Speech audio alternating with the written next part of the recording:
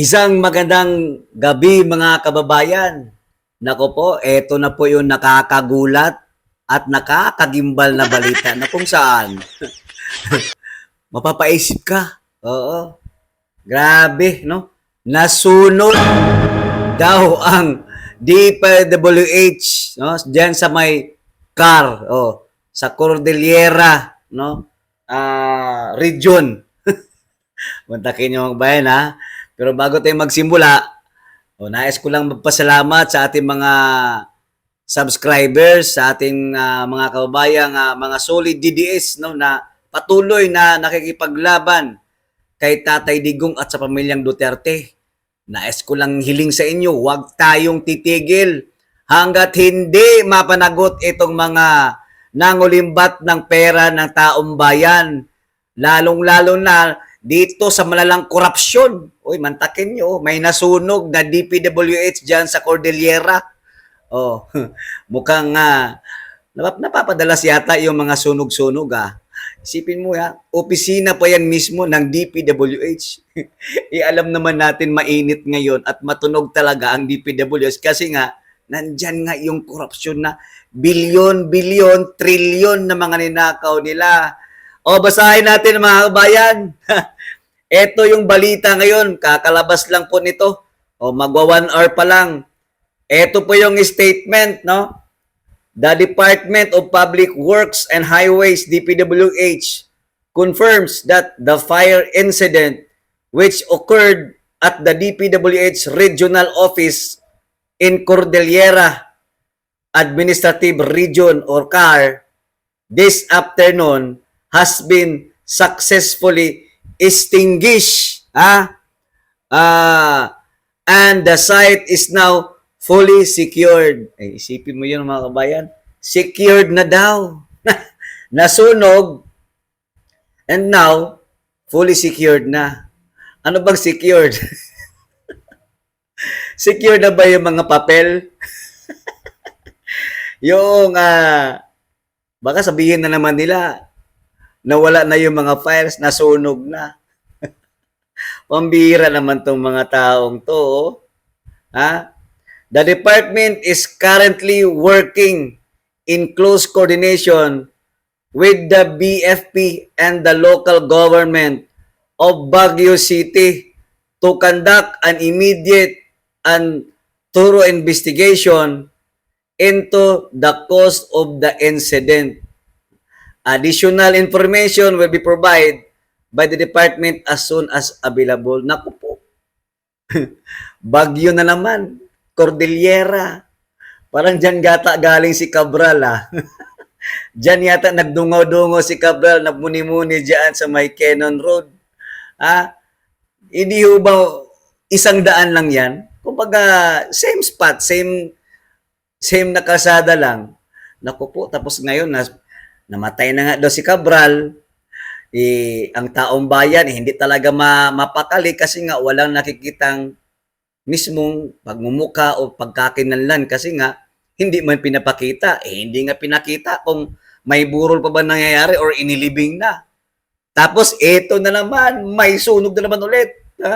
Ilang beses na ba ito mga kabayan na nagkaroon ng sunog sa DPWH? Masyado naman kayong obvious. Tanga na lang talaga ang hindi pa makakaintindi sa mga nangyayari ngayon dito sa mga tactics nila mga kabayan, sa kanilang mga style, sa kanilang mga, alam mo yung para bang naglilinis na sila mga kababayan. Kaya nga siguro, secured na daw. Secured na yung paglilinis. Ano ba talaga? Mukhang naguguluhan na talaga ang taong bayan dahil dito sa mga style nilang bulok. Pangalawang, sa pagkakaalam ko parang nung sumabog itong anomalya dyan sa flood control, dito sa usaping mali-malitang perang ninakaw nila sa kaban ng taong bayan sa bansang Pilipinas, twice na po, 2 beses na po ito nangyari na nagkaroon ng sunog mismo sa DPWH building. Mantakin mo yun. kung saan trending at talagang pinag-uusapan ang anomalya dyan sa DPWH, tsaka pa to nagkasunod-sunod na mayroong sunog. Ha? Hindi nakalimutan ko lang yung isang office ng building ng DPWH. Basta sa Manila yun. Ay, ewan ko ba kung Manila yun? Basta sa Luzon yun. Nagkaroon ng sunog sa DPWH building. Ngayon naman, dito sa Baguio. Ano ba talaga? Ha? Kasi, ang mismong mga kababayan natin, ang dami nilang komento. Ha? Oh, grabe na kasi mga nangyayari. Ang taong bayan kasi ay hindi na po bulag at hindi na po bingi at never na pong mauuto ninyo. Kasi naman sa ginagawa ninyo, ito yung sabi ng ating mga kababayan sa mga komento dito.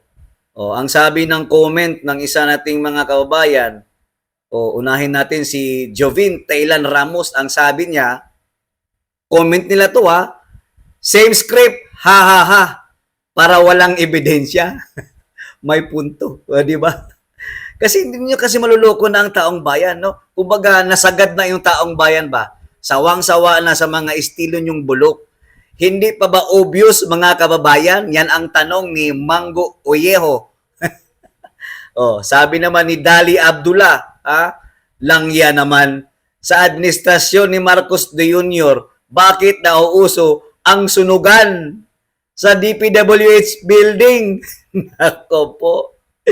At ang sabi naman ni Janjan, ayan na, naglilinis ng mga hayop.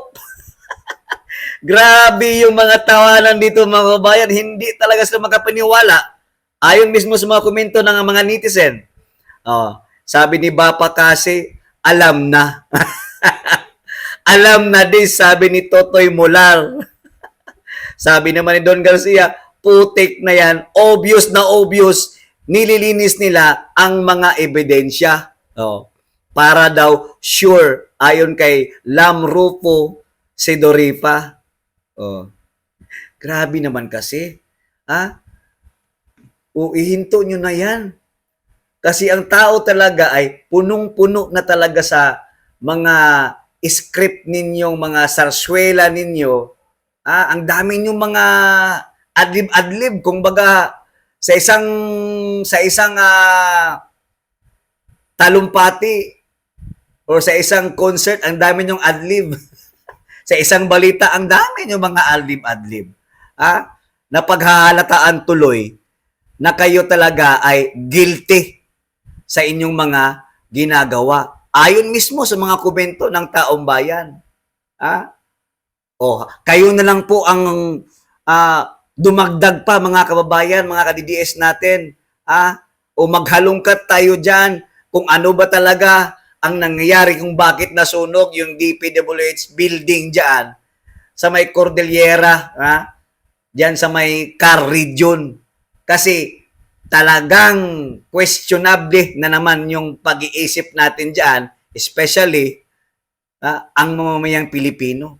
Kasi nga, ang pinag-uusapan dito, ang pera na ninakaw ng gobyernong Bongbong Marcos.